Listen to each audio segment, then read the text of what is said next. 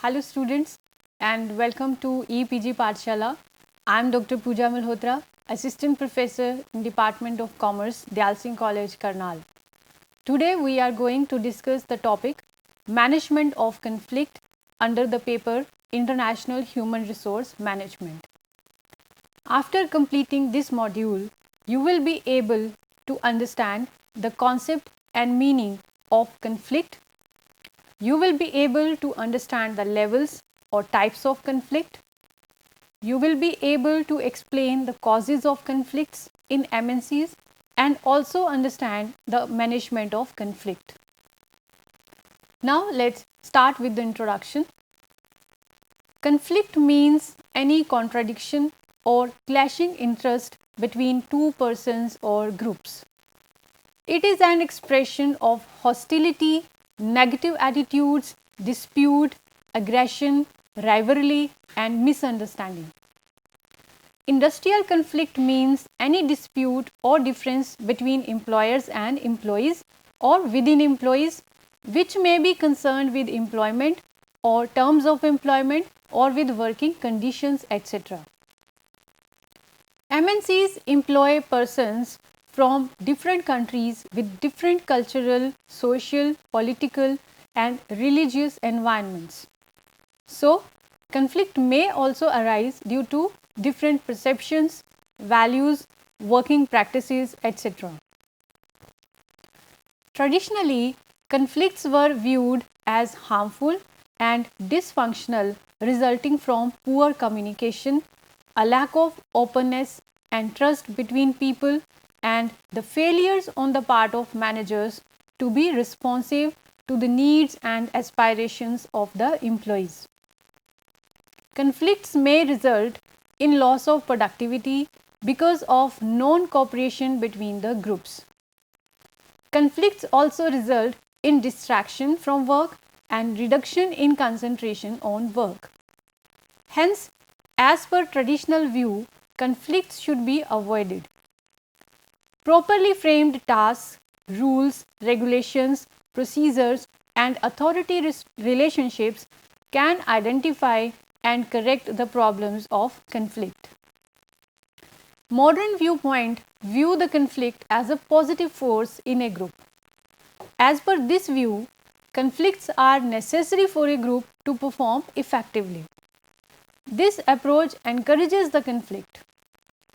There should be a minimum acceptable level of conflict between the group to make it viable, self-critical and creative.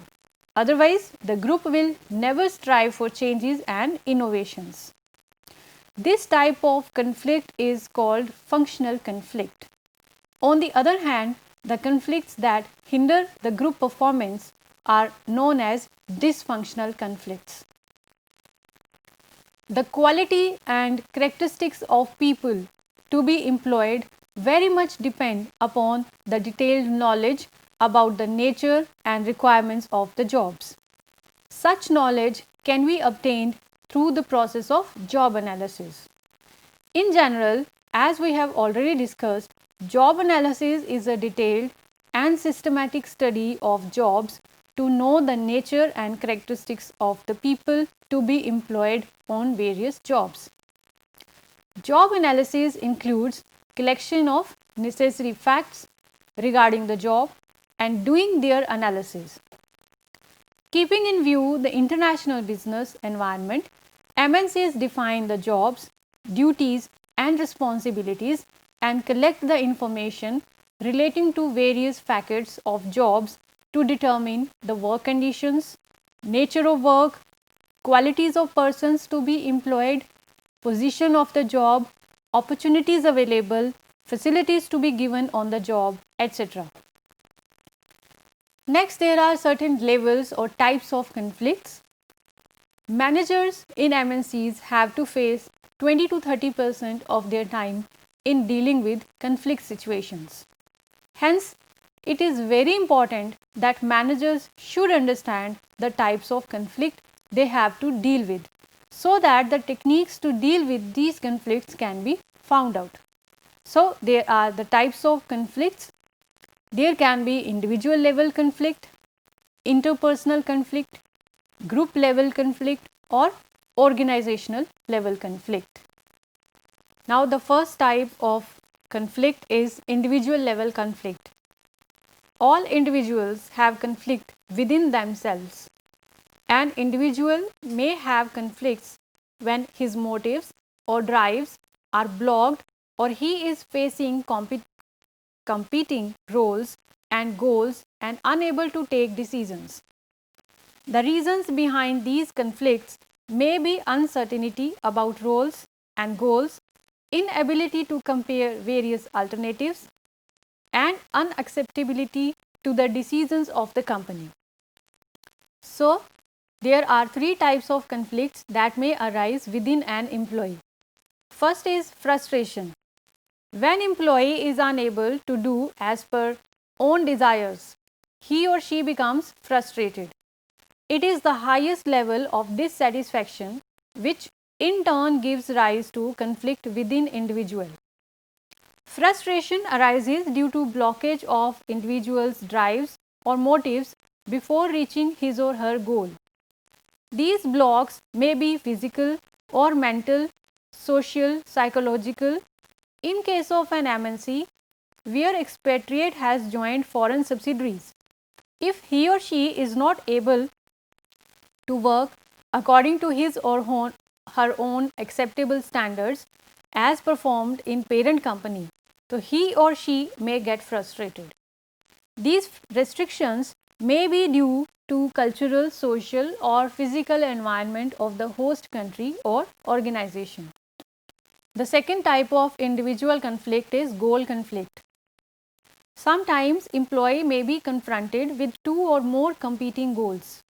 This type of conflict has both positive and negative features, due to which employee may not be able to take decision regarding the goal to be achieved. If an employee is having foreign assignment or promotion within the parent company, he may be confused between the two. Or the employee given promotion but will have to join foreign subsidiary may cause conflict within employee, as on one side there is positive aspect in terms of promotion, on the other hand negative aspect in the form of leaving his home and family to join foreign subsidiary. Then there is role conflict. Every person plays different roles in social and organizational situations, and every individual in an organization is expected to behave in a particular manner while performing a specific role.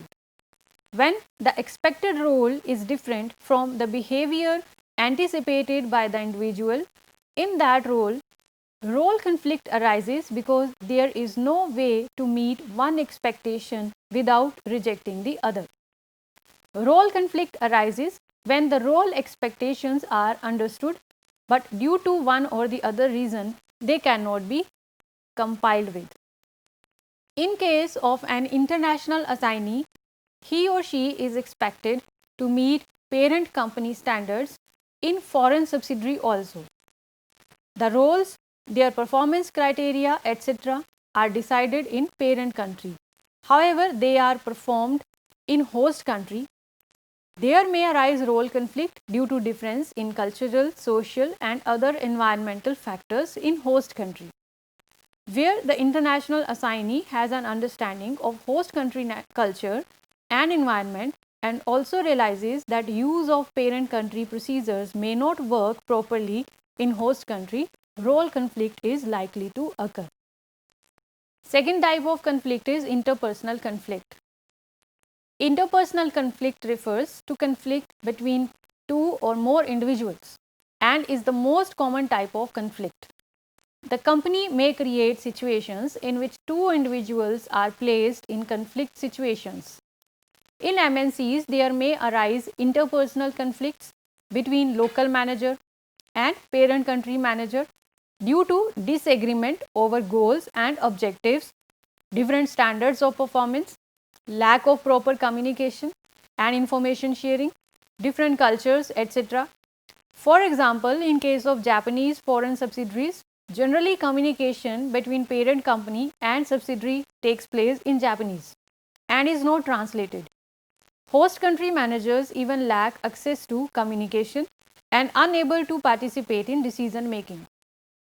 So, as a result, conflicts arise between host country managers and parent country managers, resulting into strong consequences like frustrations or even resignations.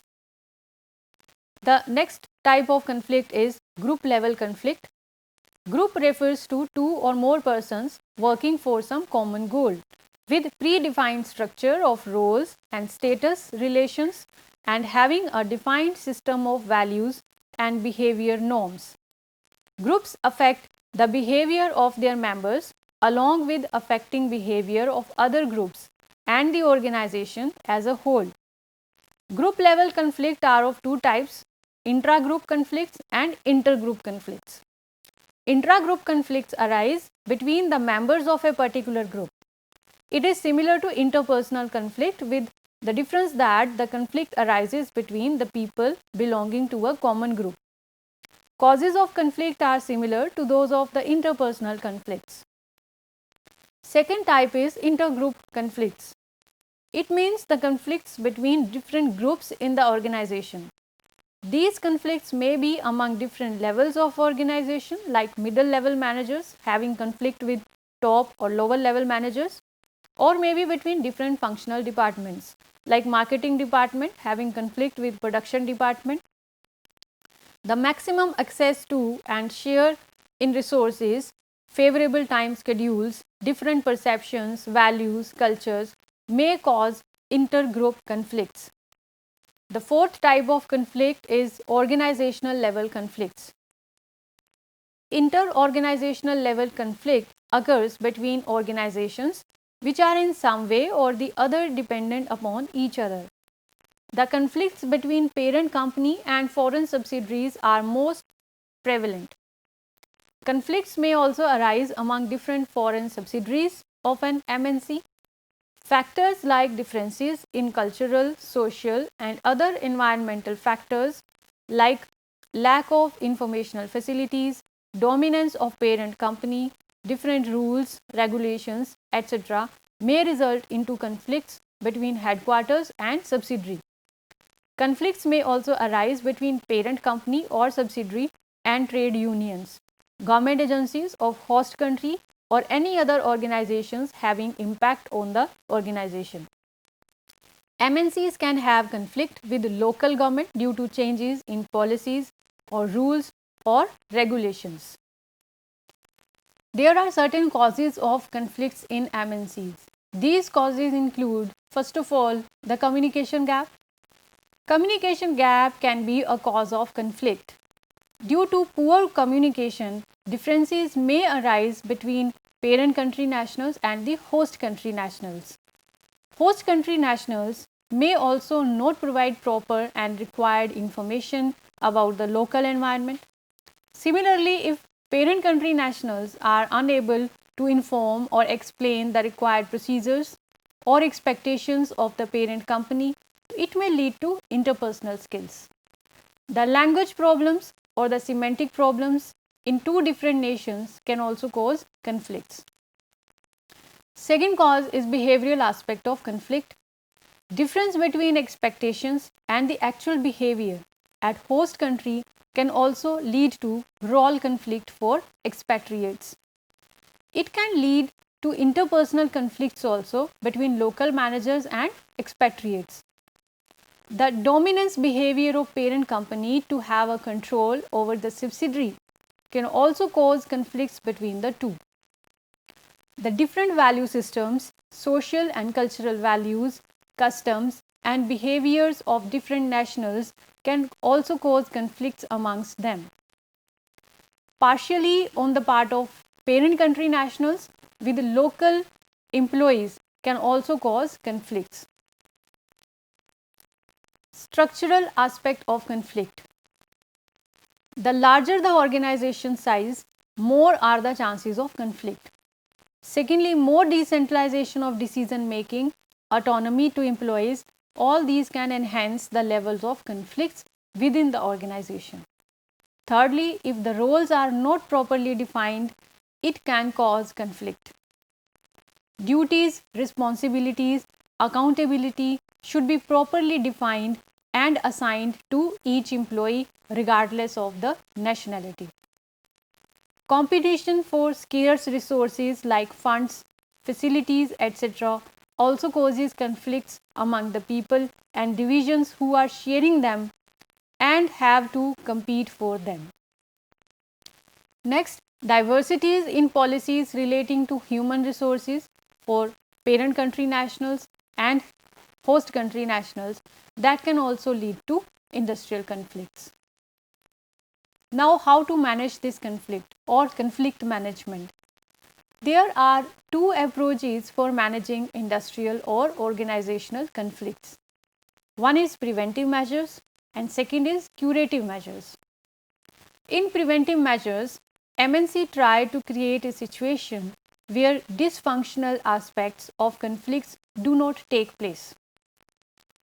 In other cases, if conflicts have occurred, they should be resolved as early as possible to avoid any destruction. Now, both the measures can be explained in detail. So, the first measure is preventive measures. To manage organizational conflicts, some of the following or preventive measures can be taken by the organization. First one is establish common goals. Common goals for conflicting groups can be established. Management can find common goals upon which groups can agree and re-establish valid communication between the groups. The second measure is reduction in interdependence. The main reason behind intergroup conflict is interdependence among them. So, lesser the interdependence, lesser are the chances of conflicts. In case of MNCs, subsidiaries should be provided sufficient autonomy to frame policies and take decisions which are in the best interest of the company by keeping in view the local environment of host country. The policies of parent country cannot be applicable to other countries due to diverse environment. The third measure is cross-cultural training of expatriates. The expatriates should be given cross-cultural training to better understand the local conditions of host country. This training can be given either before arrival or after arrival to host country. This will help the expatriates to better understand local environment and hence will frame and take decisions as per host country conditions, which will help in minimizing their conflicts with the host country nationals.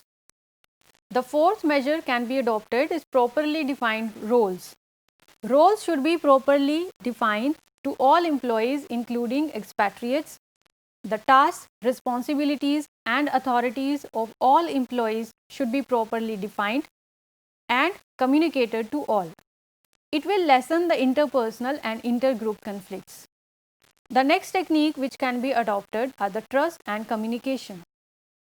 More open and free communication will prevail amongst the members of an organization if they trust each other. All individuals and groups should be encouraged to communicate openly with each other so that misunderstandings, if any, prevailing can be removed. In this way, they are able to understand the problems of each other in a better way. MNCs should ensure proper flow of communication between parent country or headquarters and host country. It should send all messages in languages known to locals or arrange for their translation. The next is impartiality. MNCs should give equal benefits and opportunities for growth to host country nationals as given to parent country nationals. It will reduce chances of conflicts. However, countries following ethnocentric approach will always employ parent country nationals for higher posts in foreign subsidiaries. So, it may present resentment in the minds of host country nationals. Next technique which can be adopted, shared resources. Sharing of scarce resources also sometimes result into intergroup conflicts. Companies should strive to increase resources or optimum allocation of scarce resources amongst different groups. Coordination. MNCs should do efforts to establish coordination between the activities of its own various units. Within a unit, there should be proper coordination among different activities. Next measure is reorganization of groups. Groups can be reorganized with people having something in common placed in one group. In this way, they will have common interest and objective, hence reducing conflicts. The next measure adopted by companies can be participative management. Employee participation in management and profit sharing create a sense of belongingness among the employees and prevents industrial conflicts. The last measure adopted by MNCs is collective bargaining. Collective bargaining is a process by which employers and the representatives of employees on the other, they attempt to arrive at agreements and helps in settlement of issues and prevention of industrial conflicts and disputes. Second are the curative measures or conflict resolution. Curative measures are taken after the occurrence of conflicts. It is also known as conflict resolution. For resolving conflicts, managers must know different conflict resolving modes and appropriate use of resolving modes in different situations. So, various kind of conflict resolution techniques can be employed by the managers. These can be first of all avoidance. Avoidance is used to suppress and avoid an open conflict, that is one of the main conflict resolution strategy. In different national cultures, there exist different levels of conflict avoidance. For example, the Japanese are more likely to avoid conflicts than the Americans. An avoiding behavior shows failure to address important issues and a tendency to remain neutral when there is a need to take some action. Hence, avoidance behavior should be adopted in the situations like when the avoider wants that the other party should cool down and tension can be handled later on more productively. When more information is required to make a good decision and when a third party can resolve the conflict more effectively. Second tool is competing. A competing style is based on assertiveness and lower amount of cooperativeness. It is power oriented and approaches conflict in terms of a win-lose strategy. It can have both positive aspects as well as negative aspects. As a positive aspect, competing style helps in taking quick decisions, while on negative side, competitor can coerce other parties into conflict. In case of MNC, parent country nationals may dominate host country nationals due to powers assigned to them by the parent company. Third tool as a curative measure is collaboration. In case of collaboration, both parties try to find some solution to solve the conflict which would be satisfying to the both parties. This style includes high level of cooperation and assertion. Next tool can be used is accommodating. This style is low in assertiveness and high in cooperativeness. Managers adopting accommodating approach to conflict management will show little concern to their own personal interest. This style is adopted when maintaining harmony is important. Next style can be used is the compromising style. Under compromising mode of conflict management, parties to the conflict, they agree to compromise the situation and agree to share the resources or solve the conflict, which gives some degree of winning and losing for both the parties. This practice is generally followed when both collaboration and competition fail to work effectively in resolving the conflicts. Parties also compromise to settle the issue in short run till a more permanent solution to the problem can be found. Next measure can be taken is the investigation. Government of host country can appoint a board or court to conduct investigation into the conflict. Investigation can be conducted voluntarily or on an application by either or both the parties to the conflict or compulsory by the government. Next tool available is mediation. In this method, an outside party assists the parties to conflict in their negotiations. Main job of the mediator is to settle the conflict by bringing a voluntary agreement. Next style can be conciliation style.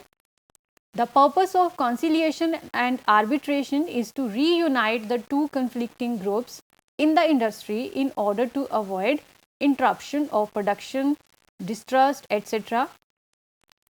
Under conciliation, representatives of both employees and employers are brought together before a third party in order to persuade them to arrive at some sort of settlement.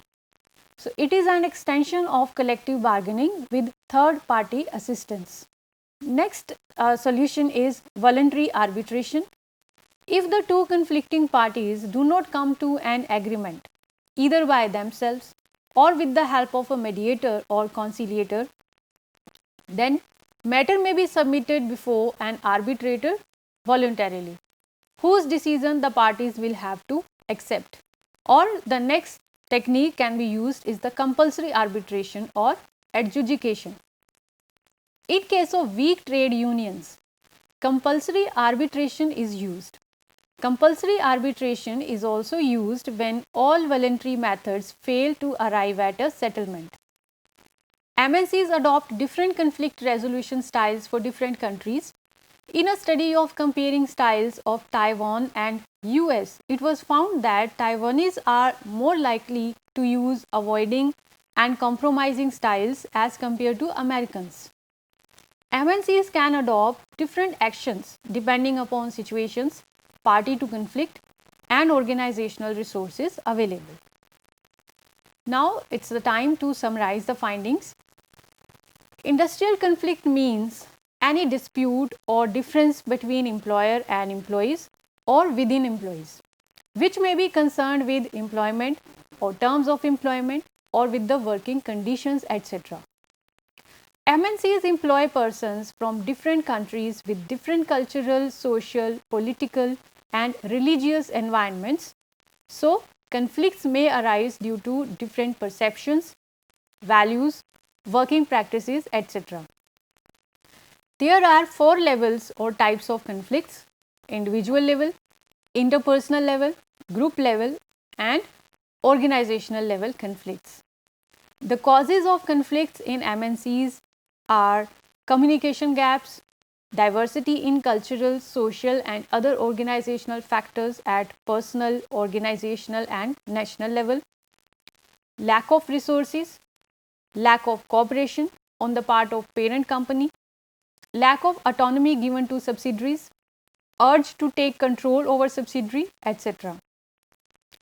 MNCs can manage the conflicts by taking preventive measures like establishing common goals, reduction in interdependence, cross-cultural training of expatriates, properly defined roles, trust and communication, impartiality, shared resources, coordination, reorganization of groups, participative management, and collective bargaining.